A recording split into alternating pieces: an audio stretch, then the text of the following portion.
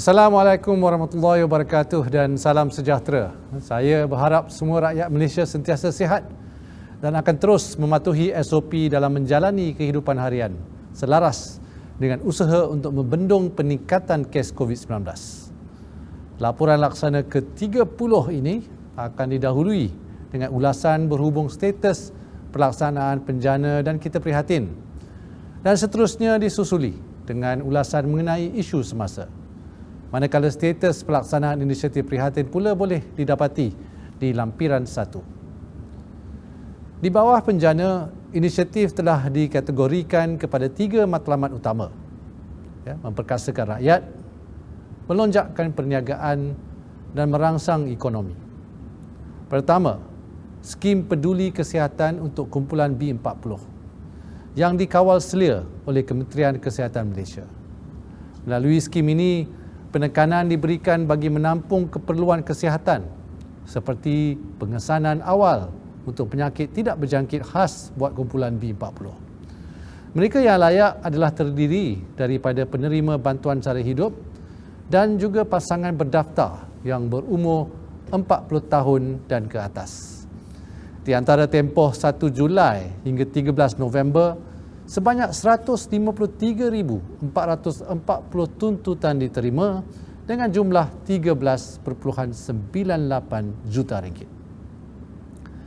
Kedua, program insentif pengambilan pekerja dan bantuan latihan. Secara keseluruhannya, sehingga 13 November, seramai 78,317 pekerja telah berjaya mendapat pekerjaan melalui program ini. Jumlah ini merangkumi 62,860 orang di bawah umur 40 tahun, 9,963 individu berusia di antara 40 hingga 60 tahun, serta 344 orang kelainan upaya ataupun OKU dan 5,150 perantis. Ketiga, program kemahiran dan peningkatan kemahiran. Sehingga 13 November, seramai 118,715 individu telah diluluskan untuk mengambil bahagian dalam program-program yang disediakan. Bagi matlamat kedua, iaitu melonjakkan perniagaan. Pertama, pembiayaan PKS Penjana bagi terus membantu perusahaan kecil dan sederhana. Kerajaan telah memperuntukkan dana berjumlah 2 bilion ringgit dan memberi keutamaan kepada PKS yang belum pernah mendapat pinjaman daripada bank sebelum ini. Sehingga 13 November, sebanyak 4,937 permohonan telah diluluskan dengan nilai pinjaman sebanyak 1.033 bilion ringgit. Kedua, pembiayaan sektor pelancongan penjana ini dengan jumlah peruntukan sebanyak 1 bilion ringgit. Inisiatif ini bertujuan untuk menyokong perusahaan mikro, kecil dan sederhana tempatan dalam sektor pelancongan yang terkesan dengan COVID-19. Kadar pembiayaan sebanyak 3.5% ini dapat membantu usahawan sektor pelancongan dari segi modal kerja dan perbelanjaan modal sehingga 7 tahun bagi tempoh pembiayaan. Setakat 13 November 2020, terdapat 478 PKS yang telah menyerahkan permohonan mereka, dan daripada jumlah ini sebanyak 208 permohonan telah diluluskan dengan jumlah pembiayaan sebanyak 41.8 juta ringgit. Ketiga, skim pemulihan perniagaan tekun atau Tekun Business Recovery Scheme. Ini khas untuk PKS Mikro. Alhamdulillah, sehingga 13 November, sebanyak 86.7 juta ringgit telah disalurkan di bawah TBRS yang telah membantu 13,042 PKS Mikro. Keempat adalah pembiayaan mikrokredit penjana di bawah Bank Simpanan Nasional. Sehingga 13 November, sebanyak 197.7 juta ringgit telah disalurkan kepada 5,570 PKS Mikro, merangkumi bidang peruncitan dan perkhidmatan. Bagi matlamat ketiga, iaitu merangsang ekonomi. Pertama, sokongan bagi industri pertanian dan makanan. Inisiatif ini diperkenalkan bagi merangsang pertumbuhan ekonomi dalam sektor pertanian dan makanan melalui suntikan modal pusingan untuk petani, peladang dan nelayan. Daripada jumlah peruntukan sebanyak 400 juta ringgit, 350 juta ringgit merupakan peruntukan di bawah skim pembiayaan mikrokredit Agrobank. Sehingga 13 November, sebanyak 45.2 juta ringgit telah disalurkan di bawah skim ini bagi memanfaatkan 4,953 PKS mikro pertanian. Kedua, pengecualian cukai perkhidmatan bagi hotel untuk menyokong sektor pelancongan. Sebagai langkah kerajaan dalam memastikan sektor pelancongan dan perhotelan dapat bertahan dan kembali pulih seperti sedia kala, kerajaan telah bersetuju memberikan lanjutan pengecualian cukai perkhidmatan ke atas perkhidmatan penginapan yang dikendalikan oleh pengendali premis penginapan mulai 1 September hingga 30 Jun 2021. Setakat 13 November ini, nilai pengecualian cukai yang telah dimanfaatkan oleh pengendali premis penginapan telah memecah nilai 727.4 juta ringgit. Antara inisiatif lain bagi menyokong sektor pelancongan merangkumi pelepasan cukai pendapatan individu ini sehingga RM1,000 ke atas perbelanjaan melancong serta pengecualian cukai pelancongan sepenuhnya. Kedua-dua inisiatif telah bermula dan akan tamat pada 31 Jun 2021. Ketiga, pengecualian 100% duty ekspor kepada sektor komoditi. Bagi merangsang pertumbuhan sektor komoditi dan nilai ekspor negara, kerajaan turut memperkenalkan pengecualian duty ekspor sehingga 100% ke atas industri berasaskan minyak sawit. Antara manfaat daripada langkah cukai ini secara langsung akan dapat membantu memudahkan para pelakebun kecil ni untuk menjual hasil keluaran mereka kepada kilang-kilang. Setakat 13 November, nilai pengecualian duty ekspor yang berjaya dimanfaatkan oleh industri negara ialah sebanyak 301.1 juta ringgit. Pertama, Bantuan Prihatin Nasional 2.0 yang bertujuan meringankan beban 7.5 juta penerima B40 serta 3.1 juta penerima M40. Ini melalui pemberian bantuan tunai secara one-off. Setakat ini, pembayaran fasa pertama sejumlah 4.5 bilion ringgit telah berjaya disalurkan kepada lebih 9.86 juta penerima, merangkumi 7 juta penerima daripada kategori B40 dan 2.86 juta penerima daripada kategori M40. Bagi penerima BPN 2.0 yang tidak mempunyai akaun bank, penunaian telah mula disediakan di cawangan Bank Simpanan Nasional mulai 26 Oktober ini. Tempoh permohonan baharu serta rayuan BPN 2.0 telah berakhir pada 15 November lepas. Sehubungan itu, pembayaran fasa kedua beserta bayaran kepada permohonan baru dan rayuan yang lulus akan dibuat dalam bulan Januari 2021. Kedua, bagi geran khas prihatin pula. Semalam, saya telah mengumumkan bahawa pemohon boleh menyemak status permohonan dari tarikh 27 November, manakala pembayaran dijangka bermula pada 30 November. Sebanyak 304,000 PKS Mikro layak bakal menerima bantuan one-off berjumlah RM3,000 dengan bayaran keseluruhan sebanyak RM912 juta.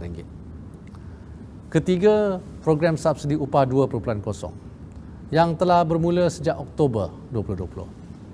Setakat 13 November, sebanyak RM148.22 juta telah dibelanjakan bagi membantu 30,492 majikan untuk terus beroperasi dan mengekalkan seramai 247,035 pekerja. Saudara dan saudari yang dihormati, hari ini saya terpanggil untuk menjelaskan tentang inisiatif Belanjawan 2021 yang akan melalui proses pengundian di Dewan Rakyat pada hari Khamis 26 November. Ada pihak yang mempersoalkan usaha kerajaan, contohnya penambahbaikan bantuan prihatin rakyat serta keberkesanan lanjutan program subsidi upah dengan tanggapan bahawa kerajaan kurang prihatin di dalam suasana pandemik ini. Dari segi bantuan langsung, tahun ini sahaja kerajaan telah menyalurkan RM21 bilion kepada lebih 10 juta penerima melalui BSH dan juga BPN. Melalui bantuan prihatin rakyat BPR bagi tahun 2021 pula, bantuan untuk isi rumah ditingkatkan kepada sehingga RM1,800 bergantung kepada jumlah tanggungan dan pendapatan. Peningkatan juga diberikan untuk kategori bujang yang layak dengan bantuan RM350 berbanding dengan RM300 melalui BSH sebelum ini. Di dalam Belanjawan 2021, selain BPR, terdapat pelbagai lagi penambahbaikan untuk golongan rentan. Secara keseluruhannya, bantuan langsung yang akan kerajaan salurkan di dalam Belanjawan 2021 adalah berjumlah 30.8 bilion ringgit. Ya, ini termasuk kadar bantuan kanak-kanak keluarga miskin yang ditingkatkan daripada kadar maksimum RM450 sebulan kepada RM1,000 sebulan. Ini adalah peningkatan lebih 100%. Rancangan makanan tambahan bagi pelajar dari keluarga B40 pula ditambah baik dengan bekalan susu ditingkatkan dari 2 kali seminggu kepada setiap hari persekolahan, iaitu penambahbaikan 150% dengan peruntukan RM420 juta. Selain itu, kadar bantuan OKU dinaikkan daripada RM250 kepada RM300 sebulan. Kadar bantuan warga emas, bantuan penjagaan OKU dan pesakit kronik terlantar pula dinaikkan daripada RM350 kepada RM500. Manakala kadar elawan pekerja OKU dinaikkan daripada RM400 kepada RM450. Kerajaan juga menyokong golongan mudah terjejas baharu, contohnya seperti golongan M40 yang mengalami tekanan dari segi pendapatan. Selain pelbagai penurunan dan pelepasan cukai, kerajaan juga memudah cara perbelanjaan penting seperti kos berkaitan perubatan dan kesihatan dengan pelepasan cukai sehingga RM8,000 bagi kategori tertentu. Yang penting, bantuan pembayaran balik pinjaman juga dilanjut dan dipermudahkan untuk M40 yang masih terjejas. Manakala hampir kesemua sokongan dari segi pendapatan dan pekerjaan juga boleh dimanfaatkan oleh golongan ini. Menyentuh pula tentang pekerjaan. Komitmen dan usaha kerajaan dalam menjana 500,000 pekerjaan pada tahun 2021 adalah menerusi pelbagai langkah yang berhubung kait yang perlu dilihat secara holistik. Tidak wajar setiap langkah dianalisa secara berasingan kerana semua langkah-langkah ini telah dirangka untuk saling melengkapi antara satu sama lain di dalam usaha kerajaan untuk menjana pekerjaan. Ini bukan sahaja dari segi program subsidi upah, tetapi juga dari segi program insentif pengambilan pekerja dan bantuan latihan yang dijangka menyokong 250,000 pekerjaan, program kemahiran dan peningkatan kemahiran untuk 200,000 pelatih dan banyak lagi. Dari segi program subsidi upah, izinkan saya mengulas sedikit. Pada tahun ini sahaja RM18 bilion telah diperuntukkan dan RM12.3 bilion telah diluluskan bagi menyokong lebih 2.6 juta pekerja dan lebih 320,000 majikan setakat ini. Ini tidak termasuk bantuan kepada 200,000 pekerja melalui program pengambilan pekerja dan peningkatan kemahiran yang juga diperkenalkan sejak Mac lepas. Keseluruhannya, hampir 3 juta tenaga kerja kita telah dibantu melalui inisiatif kerajaan sejak bulan Mac. Dalam isu ini, kerajaan sentiasa responsif dengan keperluan semasa. Daripada tempoh 3 bulan dalam pakej prihatin, PSU ini dilanjutkan selama 3 bulan semasa prihatin PKS tambahan dan seterusnya 3 bulan lagi semasa penjana dan akhirnya 3 bulan sekali lagi semasa kita prihatin. Tambahan lagi, PSU ini sebenarnya masih berjalan dan permohonan bagi PSU masih dibuka sehingga hujung Disember 2020. Manakala dalam Belanjawan 2021, kerajaan juga mengambil langkah proaktif. Pertama, tambahan RM1.5 bilion untuk 3 bulan yang dikhususkan kepada 70,000 majikan dan 900,000 pekerja sektor pelancongan dan perucitan. Ingin saya tekankan bahawa sektor pelancongan dan perucitan ini sangat meluas. Penambahan ini dirangka bagi memastikan kesemua subsektor terbabit dan yang paling terkesan mendapat bantuan secukupnya. Kedua, inisiatif untuk sektor-sektor lain juga ada. Contohnya PKS dan PKS Mikro di mana pelbagai saluran geran dan pembiayaan diperuntukkan di dalam belanjawan ini. Ketiga, yang utama juga adalah pelan jangka sederhana kerajaan untuk meningkatkan kemahiran pekerja dan usaha menganjak perniagaan kepada bidang dan pasaran baru. Inilah juga sebabnya kerajaan bersedia memperuntukkan RM1 bilion sebagai pakej galakan pelaburan nilai tambah tinggi seperti aeroangkasa dan elektronik dan RM3.7 bilion untuk menjana peluang pekerjaan dengan kerjasama pihak JLC dan swasta.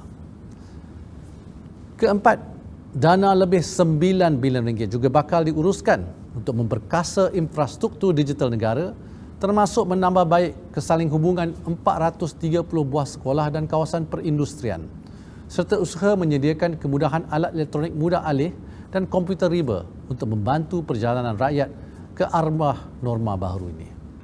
Izinkan saya nyatakan juga di sini bahawa kesemua bantuan langsung dan inisiatif untuk pekerjaan yang saya ulas setakat ini, termasuk inisiatif besar-besaran seperti program subsidi upah dan Special Relief Facility dengan jumlah melebihi 90 bilion ringgit untuk tahun 2020 dan 2021 adalah disalurkan kepada semua rakyat, pekerja dan majikan tanpa mengira bangsa atau agama. Sesiapa sahaja boleh memohon, tidak kira Melayu, Cina, India, Iban, orang asal, Kadazan atau mana-mana rakyat Malaysia. Ini adalah sebahagian daripada agenda kerajaan untuk menjamin setiap rakyat dapat mengecapi hasil pembangunan negara selaras dengan semangat kemakmuran bersama menerusi belanjawan bagi tahun 2021. Secara keseluruhannya, saya yakin usaha kerajaan akan meletakkan negara di landasan yang betul dengan track rekod prestasi KDNK terbaik di kalangan beberapa negara ASEAN pada suku ketiga 2020 dan kadar pengangguran yang kian menurun. Namun kerajaan menyedari realiti kesukaran rakyat pada saat ketidaktentuan pandemik ini. Usaha kita sedikit sebanyak bergantung kepada kejayaan membendung COVID-19 dan jika kerajaan dapat menjalankan tanggungjawab dengan lancar. Adalah harapan saya agar belanjawan ini diteliti oleh semua pihak dari segi intipatinya yang amat memberatkan kesejahteraan rakyat dan kelangsungan perniagaan. Kerajaan juga komited untuk memperhalusi cadangan-cadangan penambahbaikan sambil mengimbangi setiap keperluan rakyat. Kebelakangan ini banyak tomahan dan kritikan yang dilemparkan terhadap keprihatinan kerajaan membela nasib rakyat, lebih-lebih lagi menjelang belanjawan 2021 menantikan kelulusan Dewan Rakyat pada 26 November. Saya mohon tuan-tuan dan puan-puan menilai sendiri komitmen kerajaan yang terselah melalui 4 pakej rangsangan ekonomi yang telah dilaksanakan dalam hanya 8 bulan yang telah memanfaatkan berjuta keluarga, rakyat dan beratus ribu perniagaan. Malah kita semua telah menerima manfaat secara langsung atau tidak langsung. Percayalah, nasib rakyat akan terus dibela oleh kerajaan ini. Lebih-lebih lagi dalam usaha membina momentum pemulihan ekonomi. Akhir sekali, saya ingin mengingatkan supaya semua dapat meneruskan kawalan Kediri demi menjaga keselamatan bersama dan membantu dalam membendung penularan COVID-19 ini. Sebelum berakhir, izinkan saya berkongsi serangkap pantun. Masyhur Sultan memakai mahkota, bersado kencana berbintang 5. Kukuh belanjawan teguhkan kita, negara sejahtera menang bersama. Wabillahi taufiq wal hidayah. Wassalamualaikum warahmatullahi wabarakatuh. Terima kasih.